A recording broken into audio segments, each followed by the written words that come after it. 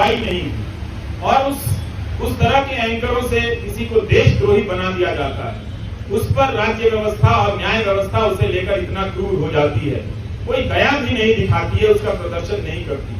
वो कल्पना कर लेते हैं मूर्तियां जिन्होंने खंडित की वो किस समुदाय के हों, वो रिपोर्टिंग अब नहीं करते। इसी तरह से उन्होंने उमर खालिद के बारे में कल्पना कर ली और उसे वास्तविकता में बदल दिया। ये तो गनीमत है कि वहां की पुलिस डिपार्टमेंट को ये बात समझ में आ गई कि कुछ खतरनाक चीजें हैं। वो अपराधी पकड़े गए और उनके धर्म का नाम का धर्म कुछ और निकल आया। नहीं तो पता नहीं वो एंकर उस घटना के बहाने समाज में कितनी जहर और कितना आग फैला दिया होगा और किस तरह के खेल खेले जा रहे हैं इस तरह से। तो इन बातों को देखना है, समझना है कि उमर खालिद एक बहुत बड़ी साजिश का शिकार हुआ है, जिसके तहत तंत्र ने अपना पहला परीक्षण किया कि क्या किसी निर्दोष छात्र को इस तरह से चिन्हित कर देशद्रोही बताकर उसे एक तरह से देश के लिए खतरे के रूप में प्रोजेक्ट कर उसे जेल की सलाखों के पीछे भेजा जा सकता है। और ये उनका परीक्षण उमर खालिद के मामले को देखकर या भीमा कोरेगांव के केस को देखकर लगता है कि सफल हुआ। सत्ता ने लोक लाज की परवाह भी छोड़ दी। स्टेन स्वामी के निधन के बाद भी उसे कोई फर्क नहीं पड़ा, किसी बात का कोई फर्क नहीं पड़ रहा। यही आज की सरकार का उसकी समझ है या उसकी पहचान है। हम सबको ये नोट करने की बहुत जरूरत है। दोनों एंकरों को कुछ नहीं होता जो दिन रात दंगा फैलाते, दिन रात अनाप शनाप दूसरे समुदाय के बारे में कहते हैं, लेकिन दंगा भड़काने के आरोप में एक पीएचडी के छात्र को सलाखों के पीछे भेज दिया गया, जिसके मामले में ट्रायल शुरू नहीं हुई है और ना ही चार्जशीट वगैरह इन सब ये चीजें पेश हुई है, ना जमानत मिली इस मामले। तो हमें इस अंतर को पहचानना है कि कुछ लोगों को दंगा फैलाने की खुली छूट मिली हुई है, गोली मारने के नारे लगाए जा रहे हैं। वो कौन लोग थे जो इस कानून को लेकर आए और आज तक इस कानून को लागू नहीं कर सके। इस कानून को लागू करने के नियम तक नहीं बनाया गया, लेकिन 2019 के दिसंबर में आप जाकर देखिए लौट कर, तो इस तरह से सब कोई चिल्लाता था, चीखता था सरकार की तरफ से कि इस कानून को सूर्योदय से पहले ही लागू हो जाना चाहिए, ताकि दिन के निकलने से, सूरज के निकलने के साथ ही हम सब इसे लागू करें और देश को बचा लें। मगर अब उस कानून का नाम वो उन इलाकों में ही जाकर नहीं लेते। अब उस कानून का खौफ मणिपुर में भी पैदा हो गया।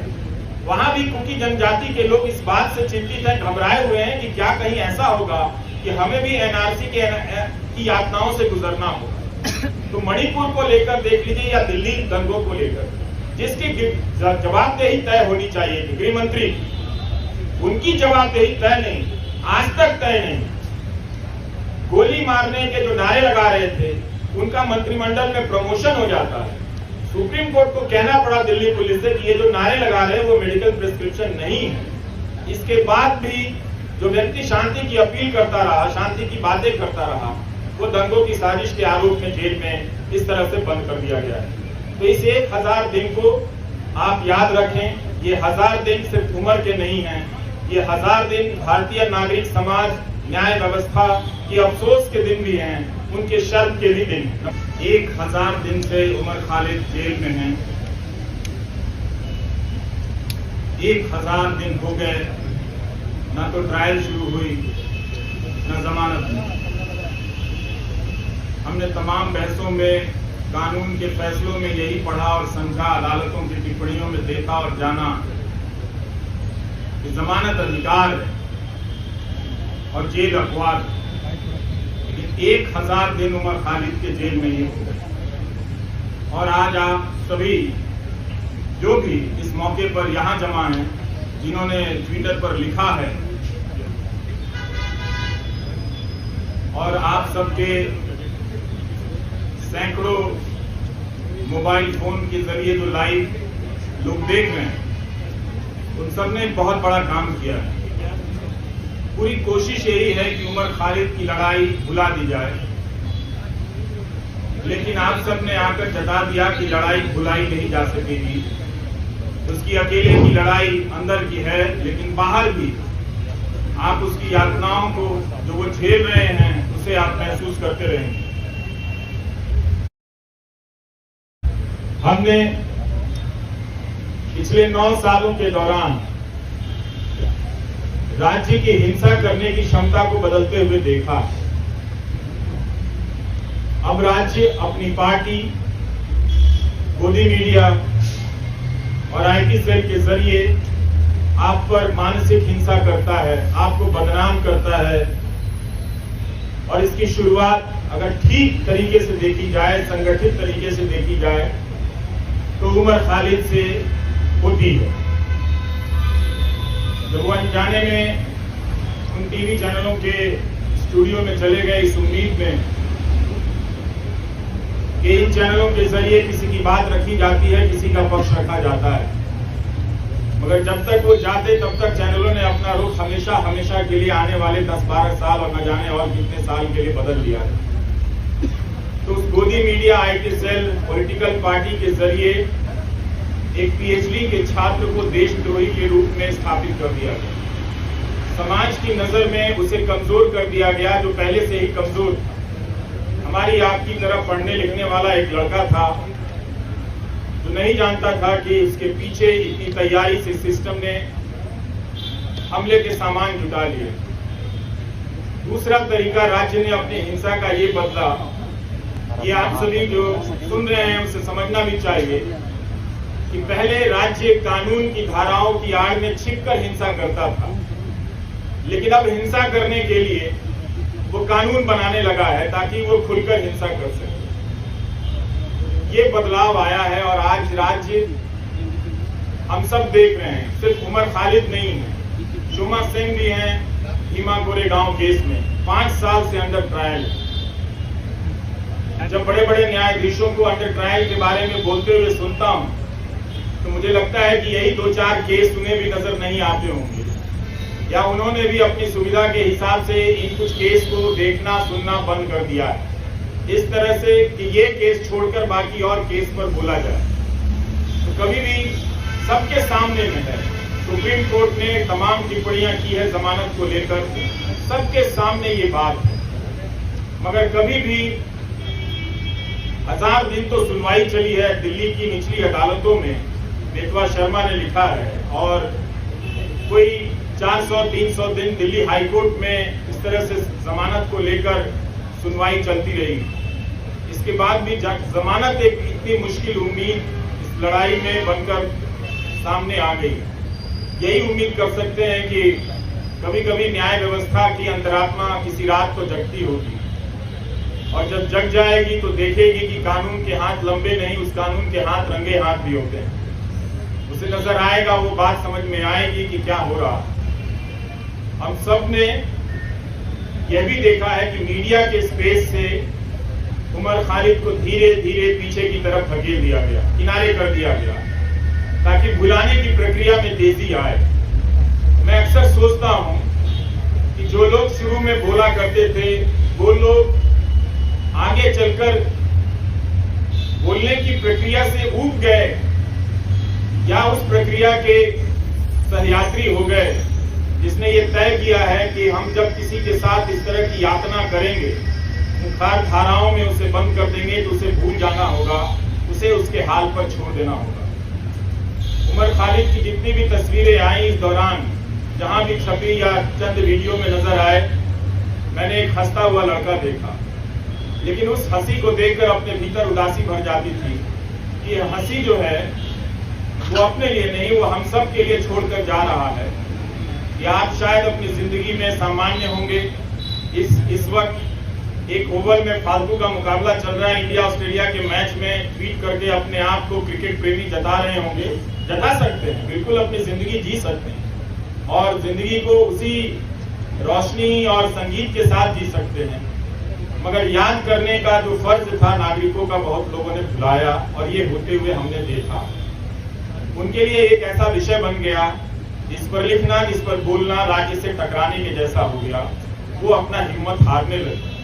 लेकिन यहाँ आकर यही लगा कि शायद मैं उन 2-4 लोगों की परवाह कर रहा था, आप 1000 लोगों को, सैकड़ों लोगों को नहीं देख रहा था जो आप राज्य से लड़ रहे हैं। राज्य कई तरह के सेंसर लगा रहा है, लेकिन फिर भी आप बातों को पहुंचाने के लिए अपने कैमरे हाथ में थाम कर उठाकर खड़े हैं। ये बहुत बड़ी बात है। मैं याद करना चाहता हूं उमर के साथ आज बेतवा शर्मा को भी, जिन्होंने दिल्ली दंगों के मामले में शानदार रिपोर्टिंग की, आज भी की है बेतवा ने, और पहले भी सफूरा के मामले में उन्होंने शानदार रिपोर्टिंग की, और जिसकी वजह से लोगों ने जाना कि नताशा नरवाल, देवांगना कालिता, इन सब के साथ क्या हो रहा है। इन्हें जमानत मिली, लेकिन उमर खालिद को जमानत नहीं मिली। हम इस केस के बारे में जिस तरह से आज बेतवा ने लिखा है कि दिल्ली पुलिस की गवाहियों में, उसकी दलीलों में कितने अंतर विरोध, अंतर पाए गए हैं, ये सब डॉक्यूमेंटेड है। और आप सभी को पढ़ना चाहिए कि एक पत्रकार ने, और पत्रकारिता सीखने के लिए भी पढ़ना चाहिए कि अपनी उस बात को कहने के लिए बेतवा शर्मा और उनकी टीम ने कितने हजार पन्नों के दस्तावेजों को पलटा होगा, और उनके वकीलों ने जो उमर के साथ लड़ रहे हैं, उन लोगों ने कितनी कानून की किताबों को पलटा होगा कि इंसाफ और जमानत तक के दरवाजे तक उमर खालिद को ले जाएं। मगर लगता है कि वो दरवाजा, उस दरवाजे तक पहुंचने का रास्ता बहुत लंबा कर दिया जा रहा है, या शायद उमर खालिद के लिए ही बहुत लंबा है, या शोमा सेन के लिए बहुत लंबा है, स्टेन स्वामी के लिए तो दरवाजा कभी उस दरवाजे तक पहुंच ही नहीं पाए, इस दुनिया से चले गए। और भीमा कोरेगांव केस में क्या हो रहा है, ये सब हम सब देख रहे हैं। नेहा मसीह ने कितनी बार इन सब चीजों को याद करने की जरूरत है। वॉशिंगटन पोस्ट के जरिए रिपोर्ट की कि भीमा कोरेगांव केस में लोगों के कंप्यूटर में फर्जी फाइलें डाल दी गई, जिससे उन्हें प्रधानमंत्री की हत्या की कथित साजिश के आरोप में आरोपी बनाया जा सके, और लोग इन धाराओं में, इस मामले में कई महीनों से जेल में हैं। इसलिए उमर को याद करना, उमर के साथ साथ इन तमाम मामलों में बंद कर दिए गए लोगों को याद करना भी है। और ये अच्छी बात है कि रोना विल्सन को कोई याद नहीं कर पाता है, शोमा सेन को कोई याद नहीं कर पाता है। वो कुछ बंदिशें लगी हैं, याद करने वालों ने अपने लिए कुछ कायदा चुन लिया है कि हम इन्हें याद करेंगे, इन्हें याद करने में ज्यादा सुरक्षा है, इन्हें याद करने में ज्यादा खतरा है, तो वो अपनी सुविधा के हिसाब से किसी को याद करते हैं, किसी को याद नहीं करते। तो उसमें उमर खालिद की जगह अब भी ऐसी बनी हुई है, आप लोगों ने बना कर रखा है कि आप लोग उसे याद करेंगे, और जब भी उसे याद करेंगे उसके चेहरे के साथ साथ इन सभी चेहरों का चेहरा सामने आएगा। और आपके पिता एसक्यूआर इलियासी जी, जब हम अपनी रिपोर्टिंग की दुनिया में कदम रख रहे थे, तो आपके पास न जाने कितनी मर्तबा हम लोग अपने कैमरे को लेकर गए हैं, और एक जिम्मेदार नागरिक के तौर पर आपके बयान लेने के लिए मैंने आपकी चौखट पर तमाम बड़े मीडिया को देखा है, जो अब शायद आपसे दूरी बनाता होगा, किसी एहतियात की चिंता में या किसी सरकार की चिंता में, वो जो भी है। लेकिन प्रेस क्लब की ये सभा आश्वस्त करती है कि राज्य के पास ताकत तो बहुत है, लेकिन आप लोगों के पास इरादे भी कुछ कम नहीं है। आप लोग याद कर रहे हैं उसे, इस 1000 दिन को आपने यूं खाली जाने नहीं दिया, याद करके बता दिया कि नाइंसाफियां जहां जहां दर्ज है हम उन्हें पहचानते रहेंगे, उनके बारे में हम लौटते रहेंगे और लोगों को बताते रहेंगे। हम और आप यही काम कर सकते हैं, इस उम्मीद में कि कभी न कभी किसी का ईमान जागेगा, और ईमान जागता है, और लोग उन फैसलों को पलट कर देखेंगे, उन गवाहियों को देखेंगे। दिल्ली पुलिस में भी बहुत सारे अच्छे लोग हैं, वो लोग समझेंगे कि उनके हाथ से किस तरह की नाइंसाफी हो रही है। उनकी रातों की नींद भी खराब होगी किसी वक्त में, जब वो खुद किसी नाइंसाफी के दौर से गुजर रहे होंगे, तो अपने द्वारा की गई नाइंसाफियों को याद तो करेंगे ही। हम सब याद करते हैं, वो भी इंसान है, वो भी याद करेंगे। लेकिन उमर खालिद के लिए लगता है कि सब कुछ एक कठोर दरवाजा बना दिया गया है, लकड़ी का ऐसा दरवाजा जहां इंसान नहीं खड़ा है, लकड़ी का कुछ लकड़ी की मूर्तियां ही बनी हुई है, वही फैसले ले रही हैं, उनका शायद दिल नहीं धड़कता। हम कोशिश करते रहेंगे कि उमर खालिद के साथ जो मामला है उसको उठाते रहें, आप लोग बोलते रहें। बोलने के लिए बहुत जरूरी है कि इस केस के डिटेल में जाएं, जिस तरह से बेतवा शर्मा ने आज रिपोर्टिंग की है। इतनी बड़ी मीडिया की फौज है इस दिल्ली शहर में, पूरे देश की मीडिया को खत्म कर दिया गया कि दिल्ली में मीडिया है, क्योंकि नेशनल मीडिया है, वो राज्यों और जिलों की परवाह करता है। लेकिन अंत में ये नेशनल मीडिया भी खत्म हो गया, और आज आपके बीच उसकी मौजूदगी नजर नहीं आती। कोई हाथ उठाकर नहीं कह सकता कि हाँ वो यहाँ पर खड़ा है और उसके चैनल पर उसका लाइव प्रसारण हो रहा है। अगर कोई ऐसा है तो उसके लिए ताली बजा दीजिएगा, नहीं तो आप सब अपनी निष्ठा और अपने कर्तव्य निष्ठा के प्रति खुद ही ताली बजा लीजिए। आपके लिए तो कोई आएगा नहीं। इस धूप में आप लोगों ने इतनी मेहनत की है, बहुत बहुत शुक्रिया कि हम सब ने आज उमर खालिद को याद किया है। ट्विटर पर जिन लोगों ने लिखा है जो यहाँ नहीं आए हैं, उनकी सॉलिडारिटी को भी स्वीकार करना चाहिए, उसे भी मंजूर करना चाहिए, उसे भी एक तरह से उसकी पहचान होनी चाहिए। कैसे तमाम अनजान लोगों के जरिए भी ये बात दुनिया तक फैलती है कि एक नौजवान लड़के को जिसकी पीएचडी, चार्जशीट से पहले अदालतें उसकी पीएचडी पढ़ लें तो उसके बारे में नजरिया बदल सकता है। लोग देख सकते हैं कि वो एक छात्र के रूप में कैसा रहा होगा। उमर खालिद की दोस्त आकांक्षा अपेक्षा प्रियदर्शनी का मैं एक नोट पढ़ रहा था कि जब वो मिलने गई और उमर खालिद ने बताया कि कोविड के दौरान सुप्रीम कोर्ट के आदेश से कई लोगों को जेल से बाहर जाने की इजाजत दी गई और जब वो लौट कर आए तो उन्होंने पूछा कि आप अभी तक यहीं हैं। मतलब उस महामारी में भी किसी को ये याद रहा कि एक कोई उमर खालिद है जिसे बाहर नहीं भेजना है। उस महामारी में भी उसकी पहचान याद रखी गई, उसकी निशानदेही को याद रखा गया। इस तरह की नाइंसाफियां जो एक आम कैदी को मिलनी चाहिए वो भी उसे नहीं मिलती नजर आ रही है। ये बहुत चिंता की बात है और जब तक ये है अदालतों के मंच से बड़े बड़े न्यायाधीशों का बोलना हमें खाली सा लगता है, हल्का सा लगता है कि वे अंडर ट्रायल और अधिकारों